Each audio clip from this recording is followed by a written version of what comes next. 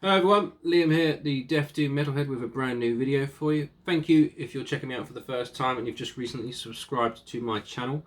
I have an inkling it's because a few people have been doing my 10 metal questions, and then since then my channel has grown. I've gone past 250, I've gone past 260, I'm nearly at 270 now, which is amazing for me. Obviously it's a big thank you to all the elders of the YouTube community. You got your Mark, your Mike, Dave did his a while ago. Matt also did his a while ago. There's been quite a few big YouTube channels, to me anyway, that have done my 10 metal questions, and I can't thank them enough. I kind of felt like I was like Anakin Skywalker with all the elder Jedi people circled around him. And yeah, I've been accepted by the elders, so go me. Anyway, this video is basically going to be something a bit topical for the UK anyway. It might not really affect other people, but it's a bit of fun. So here in the UK, by the end of, I think, Wednesday night this week, we are in lockdown again for another month. So that means I can't go to the gym anymore. Shopping is going to be like something out of a game of Fallout, where I have to wear a mask and take a rifle with me and fight over bottle caps. All sorts of stupid shit will be happening. People will be idiots and buy all the toilet paper, and we have to wipe our asses with leaves, etc., etc. So to get me through lockdown, I had a thought about it. I was like, what do I normally do? I mean, it doesn't really affect my life too much. My eldest son's birthday falls in the quarantine, so it's kind of fucked it up, which is a bit upsetting for him, but we'll crack on with that anyhow.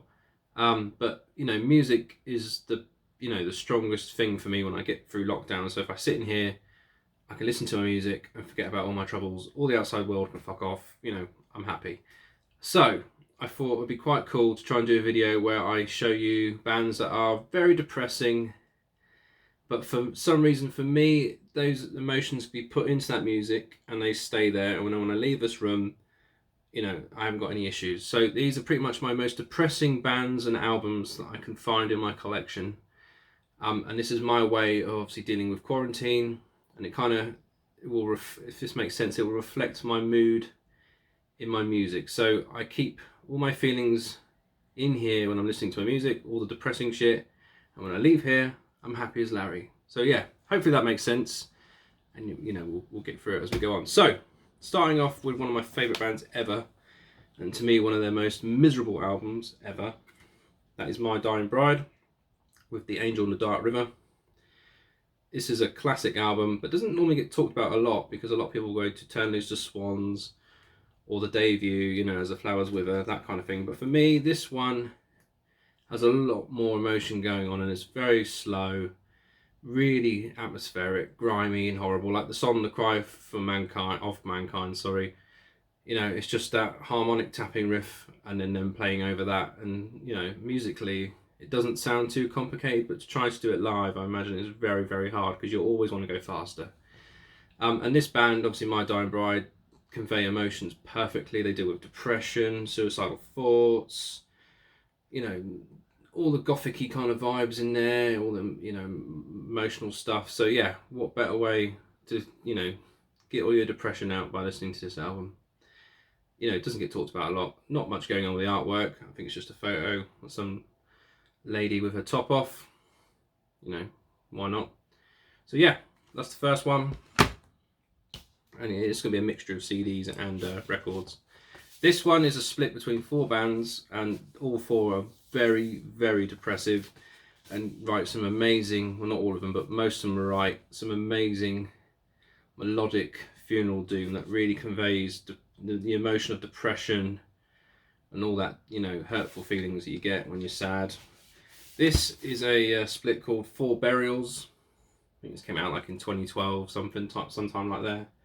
And basically it features the bands Loss, Mournful Congregation from Australia, Orthodox, and Oceanic, I think they're called. I'm not really au fait with them. But for me, the 2 most strongest bands on this split is Loss and Mournful Congregation. They're really, really good at funeral doom. Especially like Mournful Congregation, they can build a song and it just has all the right melody keys that kind of fit with that kind of depressing, suicidal kind of vibe, especially for the music. You don't want it to be cheerful, so you have to kind of be careful how you write your leads, and they do it superbly. But if you've never checked out this this like split, highly recommend if you can get a hold of it, because it's got some great music on there. Each side is just one track, and it's Funeral Doom, so about 25 minutes long each anyway. So yeah, a hardcore listen, but you know, really conveys the emotions, especially when you're in quarantine.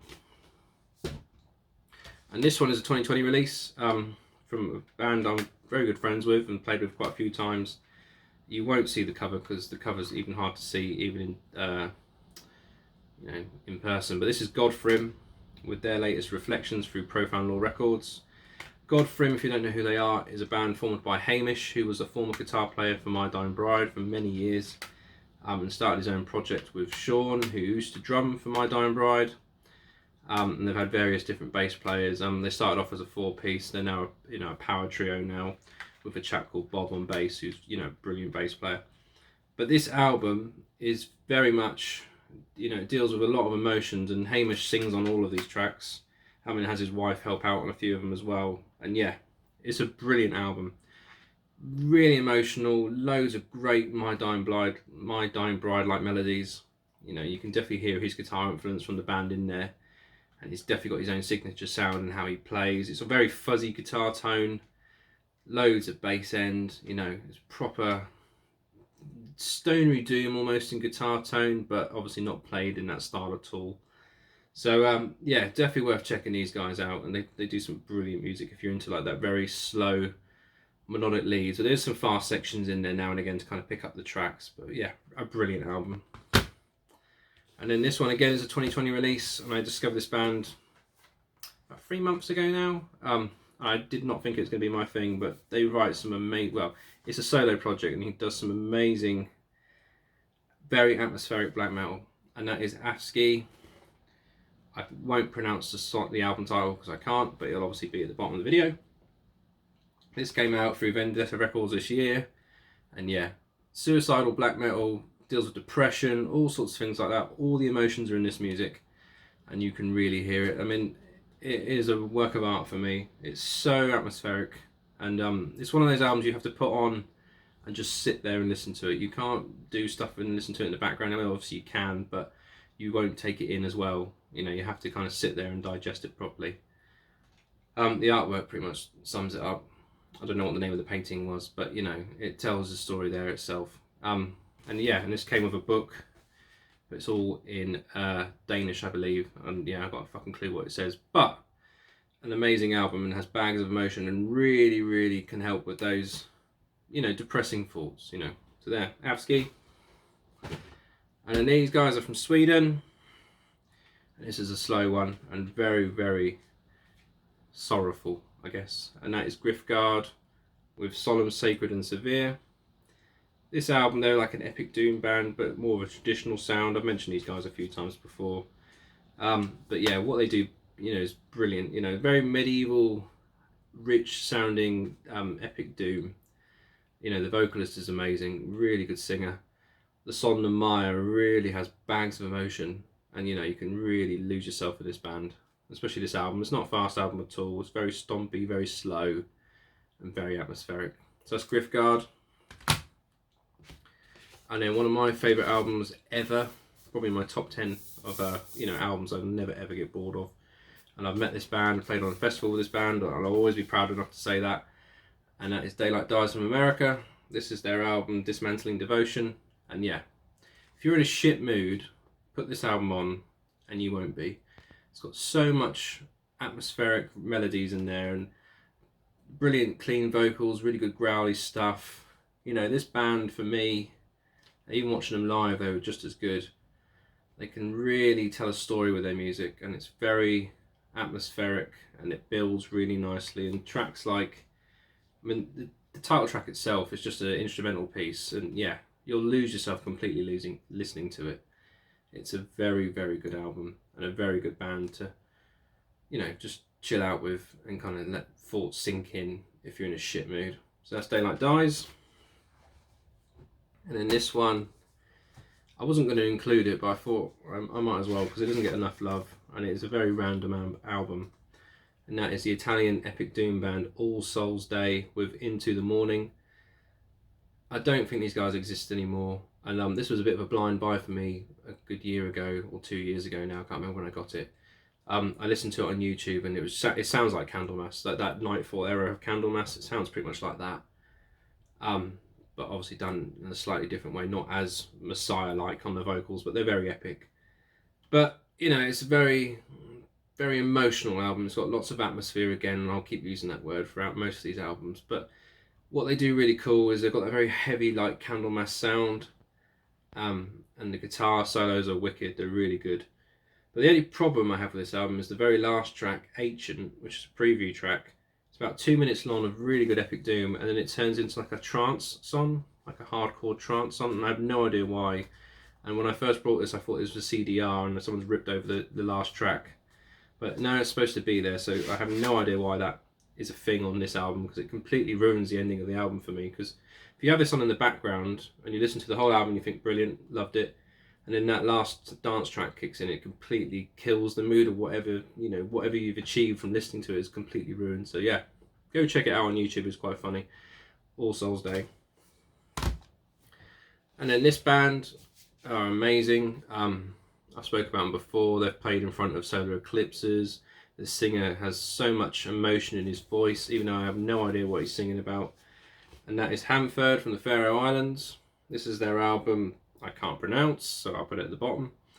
But yeah, again, like one of those bands you can just kind of put on and, you know, lose yourself to the music. It's very, very atmospheric and emotional.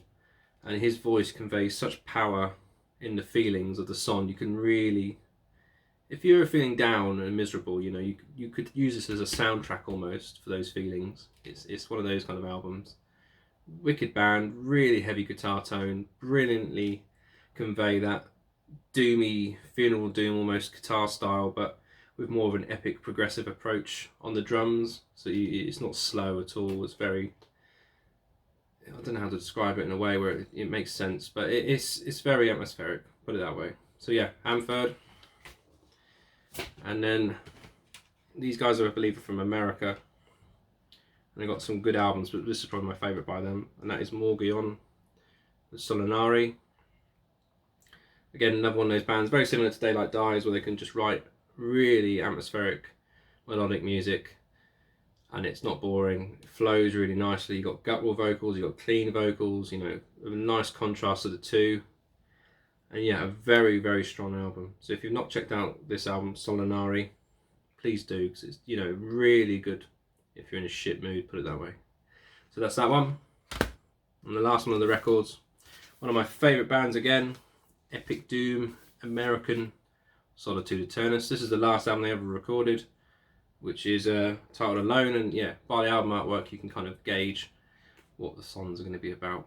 Solitude Eternus, they are start off kind of like a power thrash heavy band, very fast but also stompy doomy style, and as the albums went on they got very slow, and Robert Lowe's vocals are amazing, and he's one of my favourite vocalists of all time, as I keep telling people. But this album has got more of a heavy progressive edge to it, and it's very much in the depressing area of doom. There's no happy chirpy songs on this at all.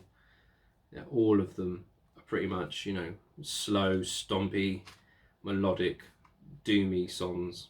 So yeah, really strong album, and not actually that hard to get hold of on record. You know, you can get this really cheap if you look around. So if you're into checking out something new but not wanting to pay a fortune for it, go check this album out, because it is a very, very good album. Unfortunately, they're not together anymore. They split up a while ago now. Robert Lowe is obviously doing loads of different projects, so you can still check him out. I don't think John Perez, who's the original member of the band and, you know, wrote all the guitar songs, he's just I think he just sells records now in his own record store in Texas somewhere. So yeah, Solitude Eternus. I lost my voice then. And then I've got two more to show you. This band are from Ireland, and they're amazing. Again, though, they're to get these albums on vinyl is ridiculous. One of those bands that put out releases, and if you don't buy it there and then, years later they just kind of go up in value, and they've never been repressed, to my knowledge anyway. And that is Mourning Beloved. This is the Sullen Suckless album. Amazing band. Death Doom, but they're not fast. There's no groovy riffs, nothing like that.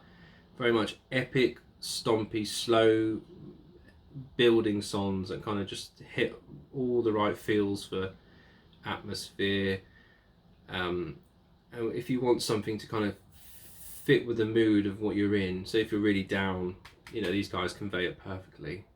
They combine the two, so the guitar player does all the epic vocals and he's an amazing singer, and then their front man does all the guttural stuff.